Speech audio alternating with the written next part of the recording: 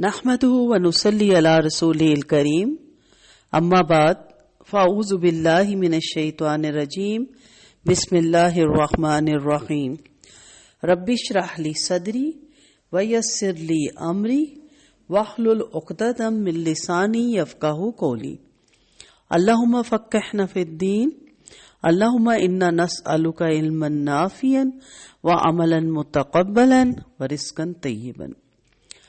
اللہ تعالیٰ اپنی کتاب قرآن پاک میں بیان فرماتے ہیں وَمَا خَلَقْتُ الْجِنَّ وَالْإِنسَ إِلَّا لِيَعْبُدُونَ، میں نے جن اور انسان کو اس کے سوا اور کسی غرض کے لیے پیدا نہیں کیا کہ وہ میری عبادت کریں۔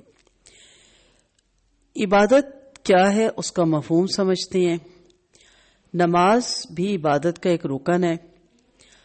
جب تک ہمیں عبادت کا مفہوم سمجھ نہیں آئے گا، وہ نمازیں ہماری جو ہم میں سے نمازی ہیں 5 وقت کے یا 6 وقت کے یا 8 وقت کے، ان کی بھی جو نمازیں ہیں وہ بھی پھر جب آپ یہ پڑھیں گے تو آپ دیکھیں گے کہ کس مقام پہ ہم کھڑے ہو جاتے ہیں ان نمازوں کو لے کے۔ اللہ جو پڑھتے ہی نہیں تو وہ بھی یہ ضرور محسوس کریں گے کہ ہم ابھی بندگی کے عبادت کے کس مقام پہ کھڑے ہیں۔ میں ایک واقعہ پڑھ رہی تھی کہ نبی کریم صلی اللہ علیہ وسلم کی سیرت پر ہمارے ایک اسکالر ہیں بہت بڑے، وہ درس دے رہے تھے، تو انہوں نے تمام آپ صلی اللہ علیہ وسلم کی سنت صبر، سنت درگزر، سنت معاف، سنت قناعت، سنت سادگی۔ جب درس ختم ہوا تو ایک بندے نے اٹھ کے کہا کہ ہم تو نبی کریم صلی اللہ علیہ وسلم پہ درس سننے آئے تھے، آپ اتنے دیر سے سب کچھ بول کے لیکن آپ نے بتایا ہی نہیں۔ تو انہوں نے کہا آپ کیا سننا چاہ رہے تھے؟ کہ جی وہ جو معجزات تھے کہ بکری بول پڑی تو اونٹ بول پڑا تو چاند کے 2 ٹکڑے ہو گئے۔ تو انہوں نے کہا افسوس کہ آپ نبی کریم صلی اللہ علیہ وسلم کی سیرت کو صرف معجزات تک رکھتے ہیں، جو ان کے زندگی گزارنے کا طریقہ ہے سنت کا، وہ آپ اس پہ آپ آنا ہی نہیں چاہتے۔ تو ہم نبی کریم صلی اللہ علیہ وسلم کی معجزات پہ سبحان اللہ واہ واہ سبحان اللہ کر کے سمجھتے ہیں کہ ہم نے نبی کریم صلی اللہ علیہ وسلم کی اطاعت کا حق ادا کیا۔ یہ معاملے ہمارے عبادات کے ساتھ ہیں، نماز کے ساتھ ہیں۔ اس لیے میں اتنا ڈیپلی آپ کو لے کے جانا چاہتی ہوں، کیونکہ جب آپ کی جڑ میں یہ چیز بیٹھ جائے گی تو پھر کوئی دنیا کی طاقت آپ سے نماز نہیں چھڑوا سکتی، اور کسی قیمت پہ بھی آپ نماز سے دور نہیں ہو سکتے۔ اور پھر یہی نماز جو قرآن میں آتا ہے نا کہ آپ کو بے حیائی سے، منکرات سے دور کر دیتی ہے، تو آپ کی خود بخود وہ منکرات اور وہ جو فحشی ہے یا کوئی بھی بری چیزیں ہیں وہ سب آپ سے دور ہوتی جائیں گی۔ ورنہ تو ہر کوئی نماز پڑھ رہا ہے، اور اس دور میں تو زیادہ لوگ نماز پڑھ رہے ہیں، کچھ لوگ نہیں پڑھ رہے۔ اور ہمارے ہاں بھی نماز کے درس کو بس یہی سمجھا جاتا ہے کہ اس کی فرضیت قرآن و سنت، الحمدللہ ہم مسلمان گھرانوں میں پیدا ہوئے، ہمیں معلوم ہے، اس کے ارکان چلیں وہ بھی معلوم ہے، اس کے اوقات ٹائم وہ بھی معلوم ہے، اور مختلف اوقات میں نفل نمازوں کی فضیلتوں پہ بھی ہم بہت جانتے ہیں، لیکن وہ ہے کیا اس پہ ہمیں نہیں پتا ہوتا۔ آج ہم پہلے اس کو جانیں گے، پھر آہستہ آہستہ انشاءاللہ ہم اپنی نماز کی طرف آئیں گے۔ نماز عبادت کا ایک رکن ہے۔ اس آیت سے معلوم ہوا کہ آپ کی پیدائش اور آپ کی زندگی کا مقصد اللہ کی عبادت کے سوا اور کچھ نہیں ہے۔ اب آپ حیران ہوں گے کہ اگر میں 24 گھنٹے جہاں نماز میں کھڑی رہوں تو میرے لیے تو بڑے مسئلے ہو جائیں گے۔ میرا گھر ہے، بچے ہیں، شوہر ہے، فیملی ہے، میرا کھانا پینا، سونا جاگنا، نہانا دھونا، اٹھنا بیٹھنا سب ہے۔ اب آپ اندازہ کر سکتے ہیں پھر عبادت کا مطلب جاننا آپ کے لیے کتنا ضروری ہے۔ اگر آپ اس کے صحیح معنی سے ناواقف ہوں گے تو گویا اس مقصد کو آپ نے پورا ہی نہیں کیا جس کے لیے آپ پیدا کیے گئے، اور جو چیز اپنے مقصد کو پورا نہیں کرتی وہ ناکام ہوتی ہے۔ ڈاکٹر اگر مریض کو اچھا نہ کر سکے تو کیا کہتے ہیں؟ وہ علاج میں ناکام ہو گیا۔ کسان اگر فصل اچھی پیدا نہ کر سکے تو کہتے ہیں وہ زراعت میں ناکام ہو گیا۔ اسی طرح اگر آپ اپنی زندگی کے اصل مقصد یعنی عبادت کو پورا نہ کر سکے تو کہنا چاہیے کہ آپ زندگی ہی آپ کی ناکامیاب ہو گئی۔ اس لیے میں چاہتی ہوں کہ آپ لوگ پورے غور کے ساتھ عبادت کا مطلب سنیں، سمجھیں اور اسے اپنے دل میں جگہ دیں، کیونکہ اسی پر آپ کی زندگی کے کامیاب ہونے یا ناکام ہونے کا انحصار ہے۔ یہاں تک جو ان ٹچ ہے میرے ساتھ واٹس ایپ پہ اور ریگولرلی، وہ تو آگے انہیں سمجھنا آسان ہوتا چلا جائے گا۔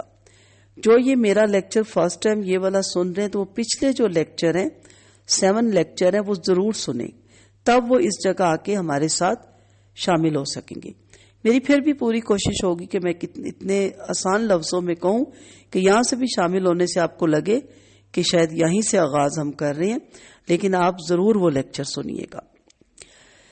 عبادت کا لفظ عبد سے نکلا ہے، عین با دال عبد۔ عبد کے معنی بندے اور غلام کے ہیں، اس لیے عبادت کے معنی بندگی اور غلامی کے ہوئے۔ جو شخص کسی کا بندہ ہو، اگر وہ اس کی خدمت میں بندہ بن کر رہے اور اس کے ساتھ اس طرح پیش آئے جس طرح آقا کے ساتھ پیش آنا چاہیے، تو یہ بندگی اور عبادت ہے۔ یعنی آقا کے ساتھ غلام، آقا کے ساتھ نوکر کس طرح پیش آتا ہے، ہر وقت الرٹ رہتا ہے اپنے آقا کی خوشنودی حاصل کرنے کے لیے، اس کی رضا کے کام کرنے کے لیے، اور اس کے آرڈر کا وہ منتظر رہتا ہے۔ ایک شخص بزرگ ہمارے اسلاف میں گزرے، جب غلاموں کا دور تھا تو غلام خرید کے لائے بازار سے اور کہا ہاں بھائی تمہارا کیا نام ہے؟ تو انہوں نے کہا جو میرا آقا جس نام سے پکارے۔ انہوں نے کہا اچھا کیا کھاؤ گے، کیا پیو گے؟ اس نے کہا جو میرا آقا مجھے دے دے گا میں کھا لوں گا صبر شکر کر کے۔ کہا اچھا کہاں رہو گے؟ کو جو کٹیا، جو مجھے سائڈ، جو کونا میرا آقا مجھے دے گا میں اس پہ راضی ہو جاؤں گا۔ کیا کیا کام جانتے ہو؟ اس نے کہا جو آقا کہے گا سر کے بل وہ کام کروں گا، جس لمحے بھی پکارے گا، جس گھڑی بھی پکارے گا۔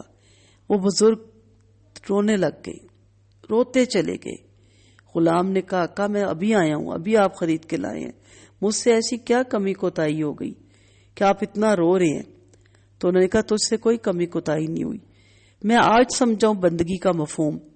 میرا بھی تو ایک آقا ہے، تجھے تو میں ابھی خرید کے لایا ہوں، نہ میں نے تجھے کچھ دیا ہے ابھی، نہ تیرے ساتھ کوئی اچھا معاملہ کیا ہے، اور اتنی عاجزی، اتنی غلامی، اور میرا وہ آقا جو پیدائش سے لے کے اب تک مجھے اتنا نواز رہا ہے، میں نے کبھی اپنے آقا سے اس طرح نہیں عاجزی اختیار کی اور بندگی۔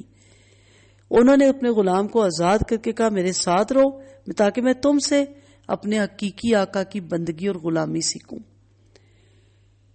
تو یہ ہوتا ہے بندہ اور غلام، یہ ہم نے سیکھنی ہے۔ اب اس کے برعکس جو شخص کسی کا بندہ ہو اور آقا سے پوری پوری تنخواہ وصول کرتا ہو مگر آقا کے حضور میں بندوں کا سا کام نہ کرے، تو اسے کیا کہیں گے؟ نافرمانی، سرکشی، بلکہ اگر صحیح الفاظ میں استعمال کروں تو نمک حرامی۔ کہتے ہیں نا فلان نمک حرام ہے۔ ہم اللہ سے ہر چیز پوری پوری لیتے ہیں، پاؤں کے ناخن سے سر تک۔ اللہ نے ہمیں مکمل بنایا، ہمارے اندر مکمل نظام رکھا، پھر دنیا میں آنے کے بعد ہمارے سارے جو کام ہیں جوانی تک کے، بڑھاپے تک کے، موت تک کے، اس نے اپنے ذمہ لیے میں، وہ رب ہے۔ پھر ہمیں شوہر، بچے، شوہروں کو بیویاں، بچے، گھر، مال، دولت، سب کچھ وہ دے رہا ہے، لیکن ہم اس کی کیا بندگی کرتے ہیں؟ آپ غور کیجئے نا کہ آقا کے مقابلے میں بندوں کا سا طریقہ اختیار کیا ہم نے؟ چلے میں آپ کو بتاتی ہوں کیا طریقہ ہوتا ہے۔ وہ مجھ نہ چیز نے وہ اپنانے کی کوشش کی ہوئی ہے، میں یہ نہیں کہتی میں اس پہ پوری اتری ہوں، کہیں نہ کہیں ہمارا نفس آ جاتا ہے بیچ میں، لیکن یہ وہ پوائنٹس ہیں جنہوں نے میری زندگی میں بہت بڑی تبدیلی لائی۔ آپ نے بھی ان پوائنٹس کو غور سے سننا ہے اور نوٹ کرنا ہے۔ نمبر 1، بندے کا پہلا کام یہ ہے کہ آقا ہی کو آقا سمجھے، اور ایک ہی آقا، 2-4 آقا ہیں ان کو آپ راضی نہیں کر سکتے، اور یہ خیال کرے کہ جو میرا مالک ہے، جو مجھے رزق دیتا ہے، جو میری حفاظت نگہبانی کرتا ہے، اسی کی وفاداری مجھ پر فرض ہے، اس کے سوا اور کوئی اس کا حقدار نہیں جس کی میں وفاداری کروں۔ آپ دیکھیں نا، ایک ملازم ایک گھر میں ہے، مالک کہتا ہے مجھ سے پوچھ کے کام کرو، مالکن کہتی ہے مجھ سے اجازت لو، بچے کہتے ہیں پہلے میرا کام کرو، وہ تو پاگل ہو جائے گا نا. لیکن ایک ہی کو بتایا جائے یہ گھر کا بڑا ہے جی، آپ نے ان کی مرضی کے مطابق چلنا ہے، تو مطمئن ہو جاتا ہے. تو ایک اللہ بس، اس کے آگے کراس، اسی کو بس ذہن میں رکھنا ہے. نمبر 2، بندے کا دوسرا کام یہ ہے کہ ہر وقت آقا کی اطاعت بھی کرے. مان لیا ٹھیک ہے، اب اس کی اطاعت، اس کے حکم کو بجا لائے، کبھی اس کی خدمت سے منہ نہ موڑے. یہ میں سکھا رہی ہوں کہ ایک ملازم، ایک غلام اپنے آقا کے ساتھ کیسے کرتا ہے. غلام ہر وقت ہر حال میں غلام رہے، آقا کی مرضی کے خلاف نہ خود اپنے دل سے کوئی بات کرے نہ کسی دوسرے کی بات مانے. اور اسے یہ کہنے کا حق ہی نہیں کہ آقا کی فلاں بات مانوں گا فلاں بات نہیں مانوں گا، یا اتنی دیر کے لیے میں آقا کا غلام رہوں گا اور باقی وقت میں اس کی غلامی سے آزاد ہو جاؤں گا. یہ غلام نہیں ہوتا. میں اس پہ ڈیٹیل پہ نہیں جا رہی، آپ میری بات کو سمجھ گئے ہوں گے. ٹھیک ہے کہ ہر وقت آقا کی مرضی معلوم کرنا، اپنی کوئی بات نہیں ہماری بیچ میں ہونی چاہیے کہ میری عقل میں یہ آتا ہے، میری سمجھ میں یہ آتا ہے. آپ دنیا کے معاملے میں سمجھتے نہیں جو سمجھ میں آتا ہے، لیکن قرآن اور سنت نے کوئی چھوٹی بڑی بات نہیں چھوڑی کہ آپ کو اس میں اپنی عقل لڑانی پڑے. سمپل سی بات ہے، پردہ آنکھ اور دل کا ہوتا ہے. میرے جیسے کسی انسان نے کہہ دیا نا، نہیں کہنا چاہیے. جس طرح پردے کا حکم ہے ویسے ہی پردہ ہونا چاہیے. تیسری چیز، بندے کا تیسرا کام یہ ہے کہ آقا کا ادب اور اس کی تعظیم کرے. ادب پہلا کرینہ ہے محبت کے کرینوں میں، با ادب با مراد. جو طریقہ ادب اور تعظیم کرنے کا آقا نے مقرر کیا ہوا ہے وہ بھی آپ نے اپنی مرضی سے نہیں، اس کی پیروی کریں. جو وقت سلامی کے لیے حاضر ہونے کا آقا نے مقرر کیا ہوا ہے نا، اس وقت ضرور حاضر ہو اور اس بات کا ثبوت دے کہ میں اس کی وفاداری اور اطاعت میں ثابت قدم ہوں. یہ 3 چیزیں جس کے اندر آ گئیں، سمجھ لیں وہ عبادت اس نے کر لی اللہ کی. ایک آقا کی وفاداری، دوسرا آقا کی اطاعت، تیسرا اس کا ادب اور اس کی تعظیم.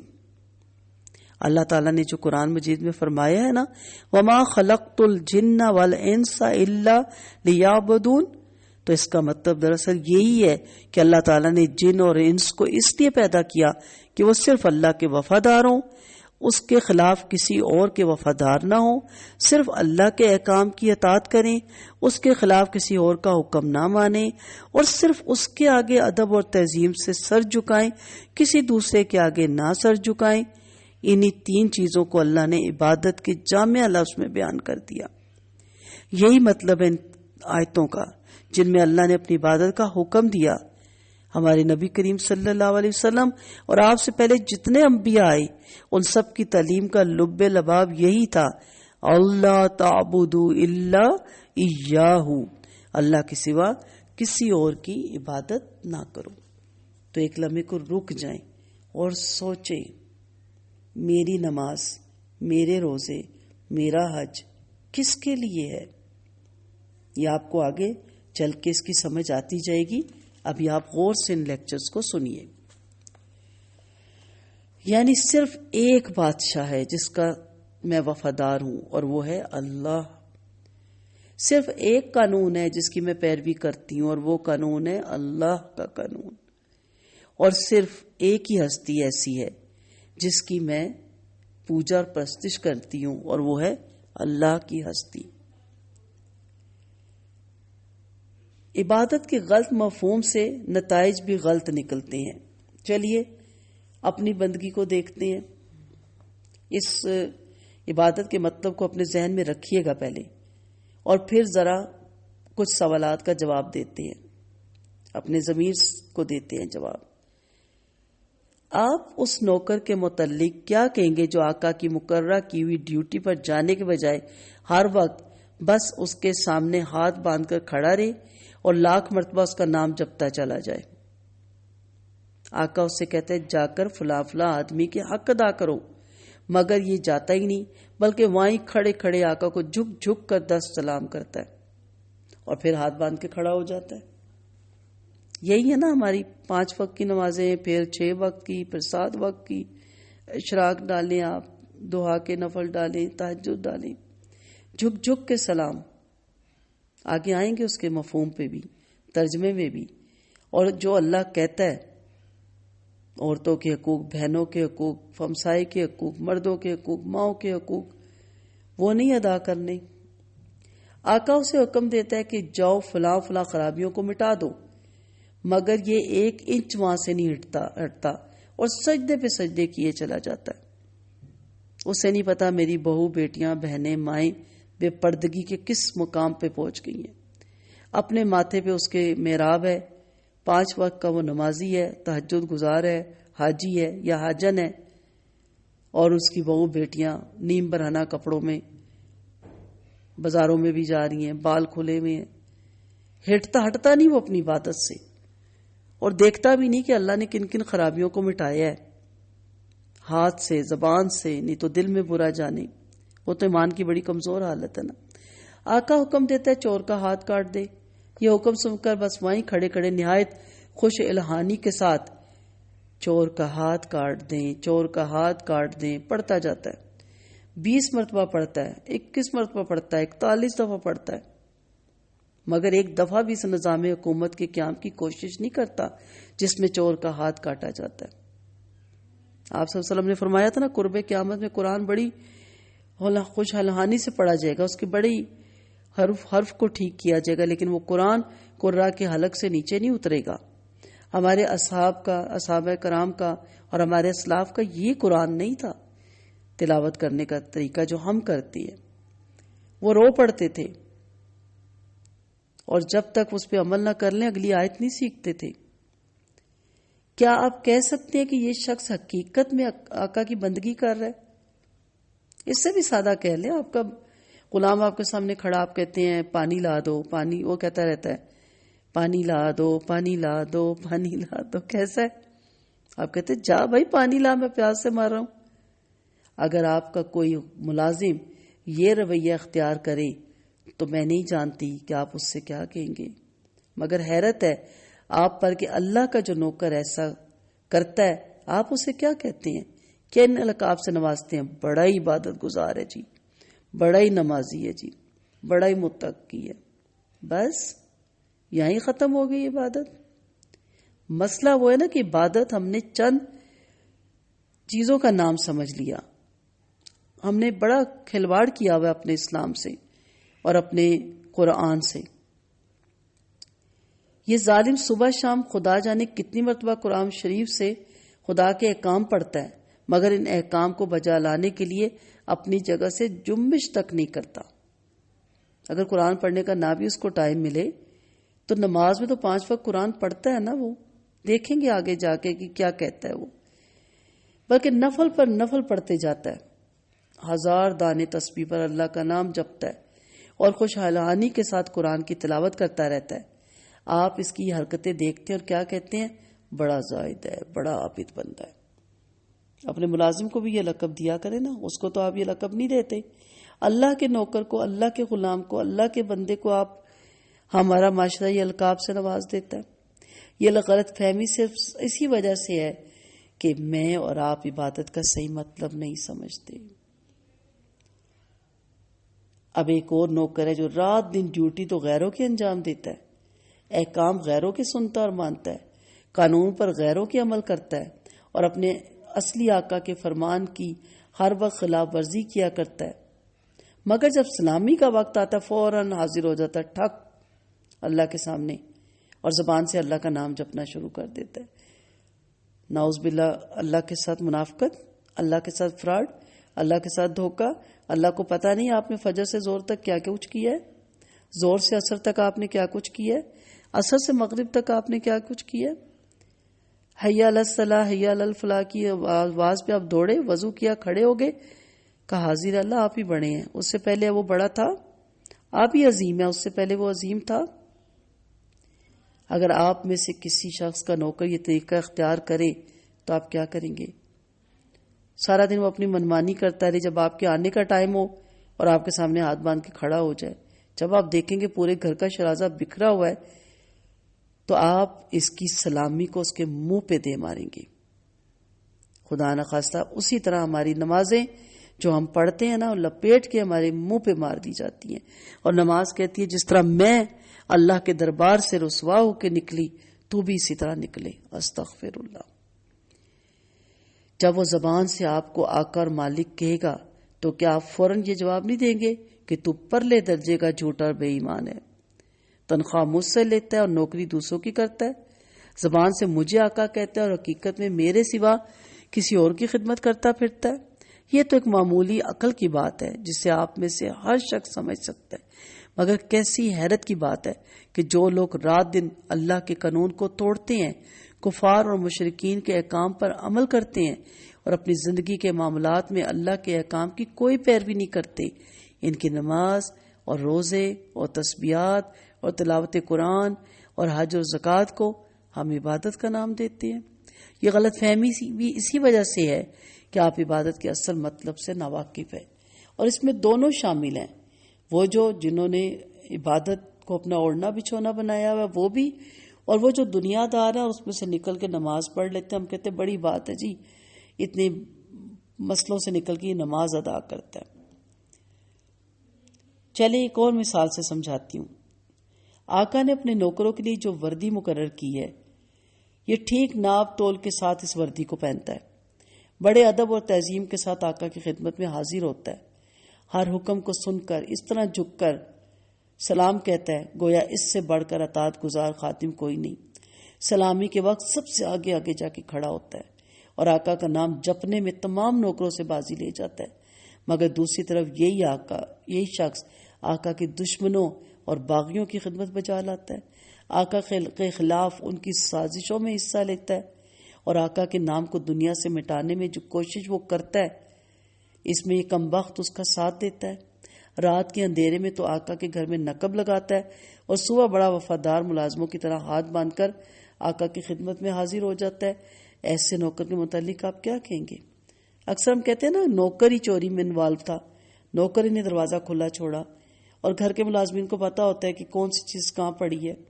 کتنے ایسے کیس ہوئے کہ نوکر انوالو ہوئے، انہوں نے رات کو دروازہ کھولا، اپنا حصہ مقرر کیا اور لوگ چوری کروائی۔ یہی ہم اپنے رب سے کر رہے ہیں، بالکل سیم یہی کر رہے ہیں۔ تو آپ اسے کیا کہیں گے؟ وہ منافق ہے، باغی ہے، نمک حرام ہے۔ مگر اللہ کے جو نوکر ایسے ہیں ان کو آپ کیا کہتے ہیں؟ کسی کو پیر صاحب، کسی کو مولانا صاحب، کسی کو دیندار۔ یہ میں علماء سو کی بات کر رہی ہوں، علماء حق کی نہیں، ان کو نہ اس میں لائیے گا۔ کسی کو متقی اور کسی کو عبادت گزار۔ یہ صرف اس لیے ہے کہ آپ ان کے منہ پر پورے ناپ کی داڑیاں دیکھ کر، ان کے ٹخنوں سے 2 انچ اونچے پجامے دیکھ کر، ان کی پیشانیوں پر نماز کے گٹے دیکھ کر، اور ان کی لمبی لمبی نمازیں اور موٹی موٹی تسمیاں دیکھ کر سمجھتے ہیں بڑے دیندار اور عبادت گزار ہیں، جبکہ وہ ہمارے پیسوں کے لالچ میں مجاور بنے بیٹھے ہوتے ہیں۔ یہ غلط فہمی بھی اسی وجہ سے ہے کہ آپ کو عبادت اور دین کا مطلب نہیں معلوم تھا، آپ نے عبادت اسی کو سمجھا۔ ایک سمپل سی مثال سے سمجھاتی ہوں۔ حضرت عمر رضی اللہ عنہ کسی سفر میں کسی جنگل میں کسی شخص کو کٹیا لگا کے عبادت کرتے دیکھتے ہیں، اس کو کہتے ہیں یہاں کیا کر رہے ہو؟ کہتا جی میں نیک ہو گیا ہوں، عبادت گزار ہو گیا ہوں۔ آپ نے اس کو 2 لگائیں، کہا نکل اور جا کے عوام میں رہ، شہر میں رہ، ان کے دکھ سکھ میں شریک ہو، ان کے غموں میں شریک ہو، خوشیوں میں شریک ہو، ان کی عیادت کر، ان کی تعزیت کر، ان کے جنازے پڑھ، ان کی خدمت کر، اور ساتھ عبادت کر۔ اللہ کو یہ مطلوب نہیں ہے کہ جو تو یہاں کٹیا لگائے بیٹھا ہے۔ سمجھ آ رہی ہے؟ ایک طبقہ کٹیا لگائے بیٹھا ہے اور عبادت گزار بنا ہے، ایک دنیا دار بنا ہے اور ساتھ نمازیں ماتھے ٹیک دیتا ہے۔ دونوں کو سوچنا ہے کہ دونوں کی سلامی سے پہلے کی زندگی کیا ہے اور سلامی کے بعد زندگی کیا ہے۔ آپ سمجھتے ہیں کہ ہاتھ باندھ کر قبلہ روح کھڑا ہونا، گھٹنوں پہ ہاتھ رکھ کے جھکنا، زمین پر ہاتھ ٹیک کر سجدہ کرنا اور چند مقررہ الفاظ زبان سے ادا کرنا بس یہی چند افعال و حرکات عبادت ہیں. آپ سمجھتے ہیں کہ رمضان کی پہلی تاریخ سے شوال کا چاند نکلنے تک روزانہ صبح سے شام تک بھوکے پیاسے رہنے کا نام عبادت ہے؟ آپ سمجھتے ہیں کہ قرآن کے چند رکوع زبان سے پڑھ دینے کا نام عبادت ہے یا حفظ کر لینے کا نام عبادت ہے؟ آپ سمجھتے ہیں کہ مکہ معظمہ جا کر کعبہ کے گرد طواف کرنے کا نام عبادت ہے؟ وہ کہا جاتا ہے نا کہ کعبہ کے طواف کے چکر جو دنیا کو آپ چکر دیتے ہیں نا وہ ختم نہیں کرتے، ان چکروں سے ذرا باہر نکلیں. غرض آپ نے چند افعال کی زہری شکلوں کا نام عبادت رکھ چھوڑا ہے. جب کوئی شخص ان شکلوں کے ساتھ افعال ادا کرتا ہے آپ خیال کرتے ہیں کہ اس نے خدا کی عبادت کی، اور وما خلقت الجن والانس الا لیعبدون کا مقصد پورا ہو گیا. اب وہ اپنی زندگی میں آزاد ہے کہ جو چاہے کرے. ایسا نہیں ہے. نیکسٹ کلاس میں انشاءاللہ آپ کو بتاؤں گی کہ عبادت پوری زندگی میں کیسے کی جاتی ہے. نحمدہ وآخر دعوانا ان الحمد للہ رب العالمین. سبحانک اللہم وبحمدک نشہد ان لا الہ الا انت نستغفرک ونتوب الیک. السلام علیکم ورحمۃ اللہ وبرکاتہ.